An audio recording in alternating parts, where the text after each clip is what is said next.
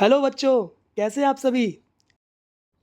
ये वीडियो मैं लाया हूँ क्लास 10th के लिए, हमारे हिंदी मीडियम के बच्चों के लिए सोशल साइंस के मोस्ट इम्पोर्टेंट लॉन्ग क्वेश्चंस, और ये सभी होंगे विद सॉल्यूशंस।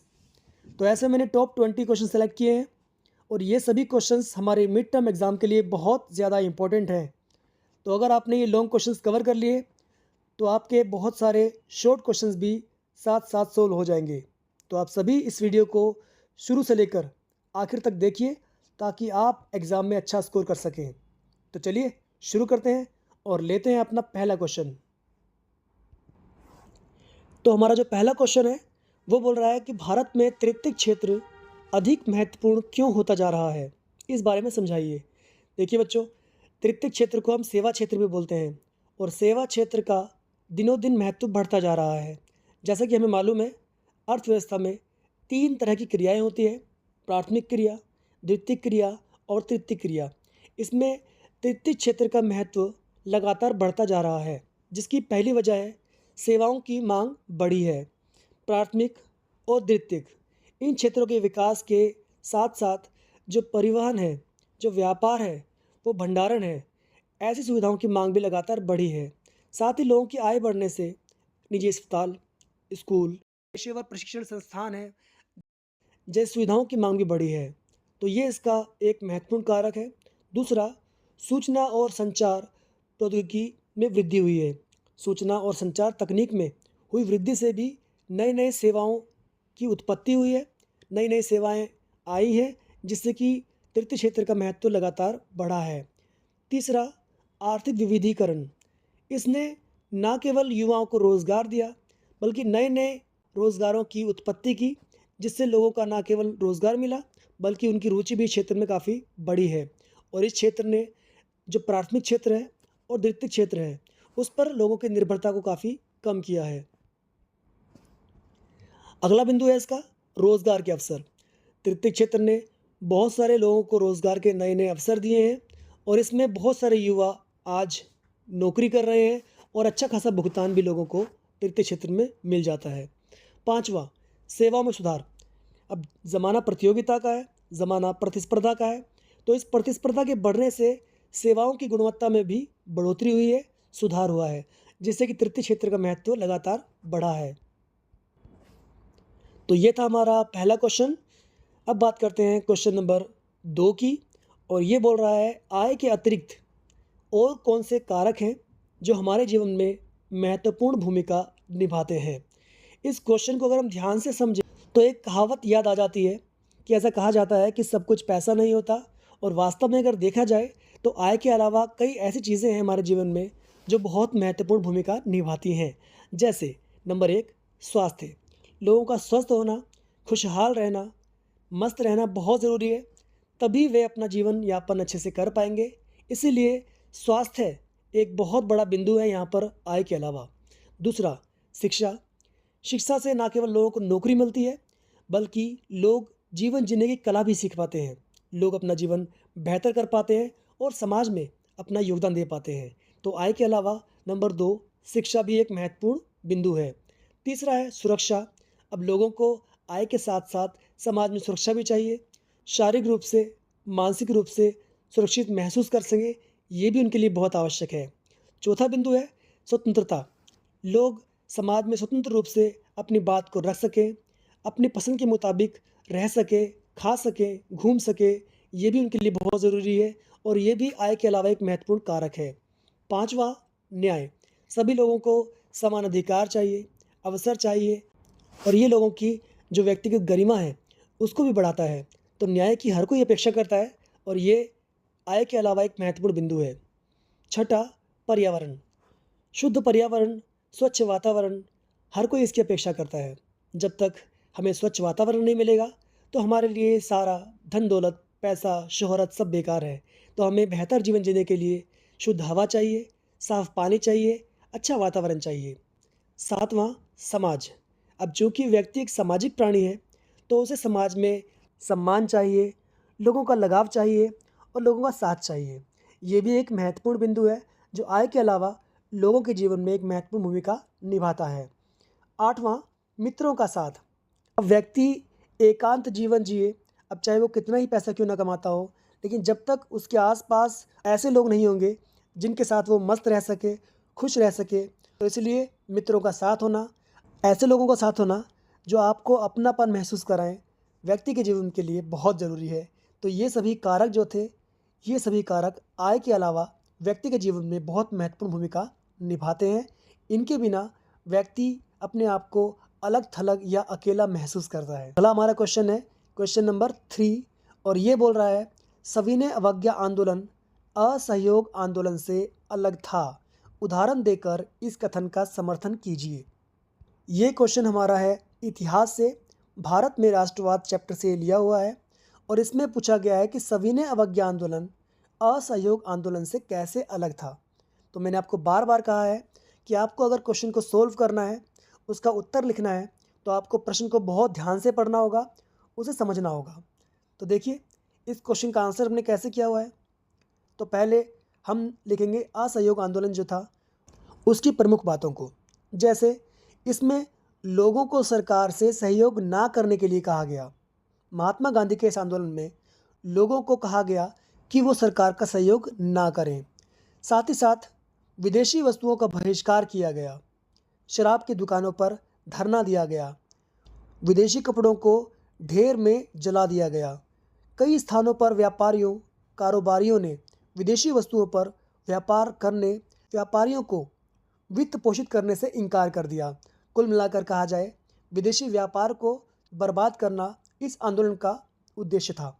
छठा था, छात्रों ने सरकारी स्वामित्व वाले स्कूल छोड़ दिए, कॉलेज छोड़ दिए। और सातवां था, वकीलों ने कानूनी अभ्यास छोड़ दिया। तो पूरी तरह से भारतीयों ने गांधी जी के आह्वान पर अंग्रेज़ों का सहयोग करने से इनकार कर दिया। इसके बाद महात्मा गांधी ने 1930 के आसपास सविनय अवज्ञा आंदोलन की शुरुआत की। ये आंदोलन भी कुछ हद तक असहयोग के तरह ही था। इसके बावजूद सविनय अवज्ञा आंदोलन में कुछ एक बातें ऐसी थी जो असहयोग आंदोलन में नहीं थी। जैसे कि पहला, इसमें लोगों से अपील की गई कि वे अंग्रेज़ी कानूनों को यानी कि औपनिवेशिक कानूनों को ना मानें। तो साफ तौर से औपनिवेशिक कानून तोड़ने के लिए लोगों को कहा गया। स्वयं गांधी जी ने भी नमक यात्रा के जरिए आंदोलन की शुरुआत की थी। दांडी नामक स्थान पर पहुंचकर नमक बनाया और औपनिवेशिक कानून को तोड़ने का एक संकेत दिया।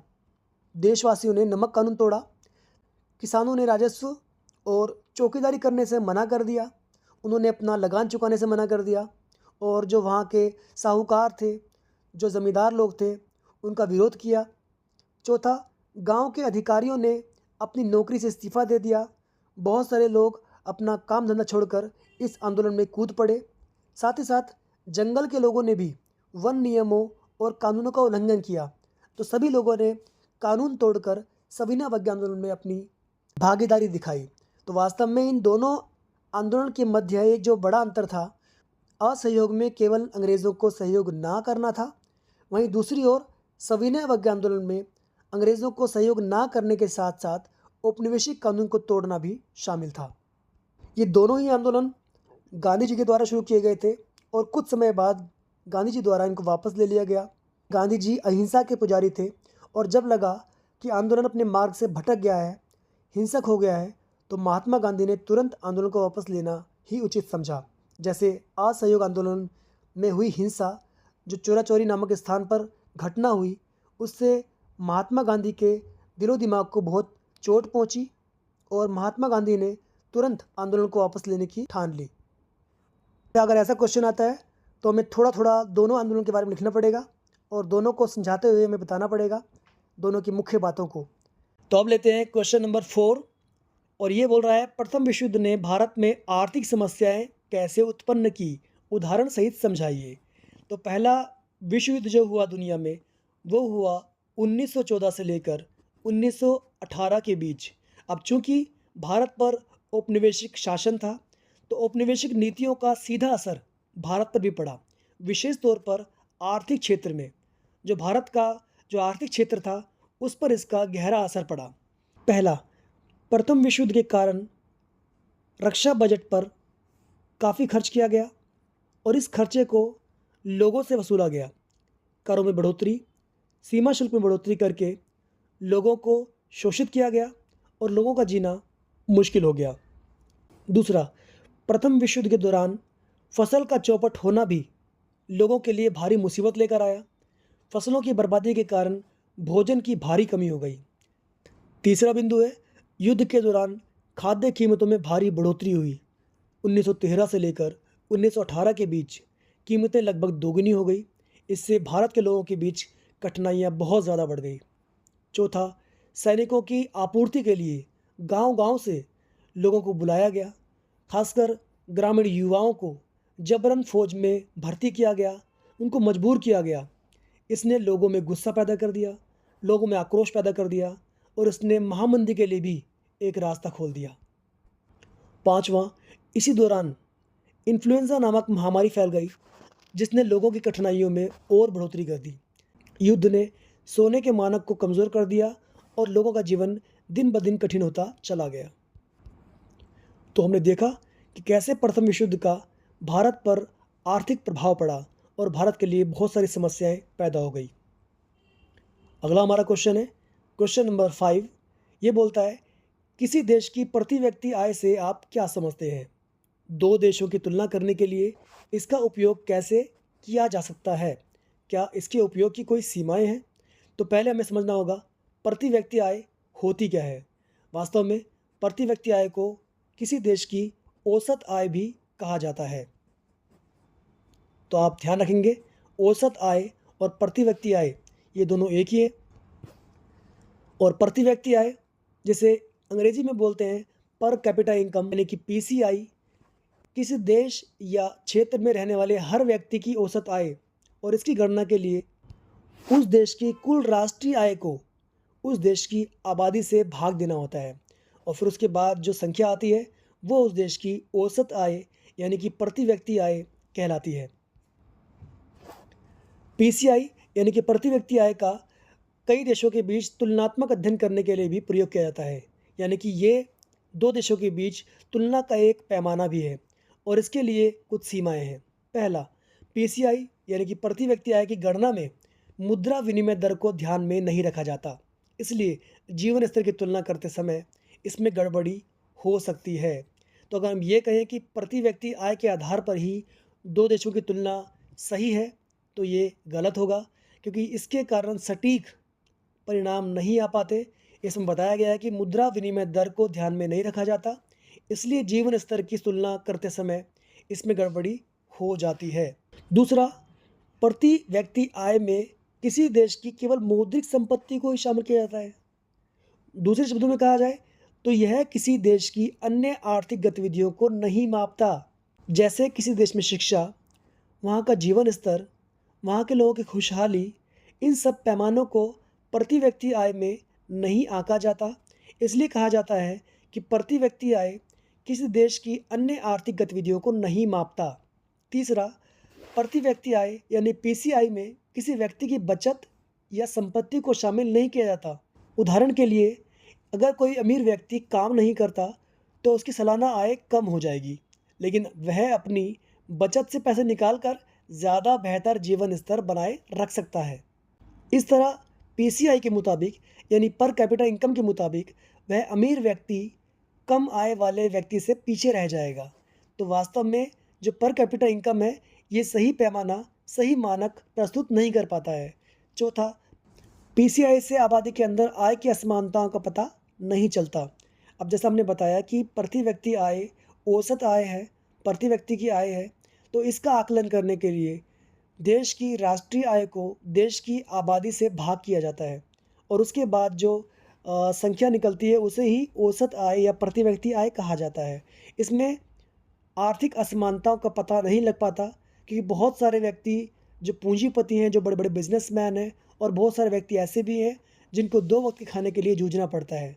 तो ऐसे लोगों की आय का सही मानक ये प्रति व्यक्ति आय नहीं निकाल पाता और इससे आय के बीच असमानताओं का सही रूप में पता नहीं चल पाता। इस बिंदु को हम एक एग्जाम्पल के ज़रिए समझते हैं। जैसे दिल्ली एक शहर है और यहाँ पर बहुत अमीर लोग भी रहते हैं और बहुत गरीब लोग भी रहते हैं। यहाँ दिहाड़ी मजदूर भी हैं और बड़े बड़े बिजनेसमैन भी हैं। और ऐसा कहा जाता है कि दिल्ली राजधानी में लोगों की प्रति व्यक्ति आय अच्छी खासी है, लेकिन वास्तव में अगर देखा जाए तो दिल्ली में बहुत सारे लोग बेरोज़गार भी हैं और बहुत सारे लोग ऐसे भी हैं जो अपनी न्यूनतम आवश्यकताओं से नीचे का जीवन जी रहे हैं। लेकिन फिर भी दिल्ली की प्रति व्यक्ति आय बाकी राज्यों की तुलना में काफ़ी अच्छी खासी है। तो ये दिल्ली के लोगों की आर्थिक असमानता को उजागर नहीं कर पाता। तो प्रति व्यक्ति आय जो है वो देश के भीतर या किसी क्षेत्र विशेष के भीतर आर्थिक असमानताओं पर ध्यान नहीं दे पाता, उसको सही से ये माप नहीं पाता। प्यारे बच्चों, हमने 5 क्वेश्चंस कवर कर लिए और ये पाँचों क्वेश्चन बहुत इंपॉर्टेंट थे। हमारी इस वीडियो में टोटल 20 क्वेश्चंस हैं और इनको कवर करने के लिए हम इस वीडियो का पार्ट 2 जिसमें हम आगे के प्रश्नों पर बात करेंगे। तो आप लोग बने रहिए और इस पूरी वीडियो को देखिए और कमेंट बॉक्स में बताइए मुझे कि आपको वीडियो कैसी लगी। तब तक ध्यान रखिए अपना और अपनी तैयारी करते रहिए।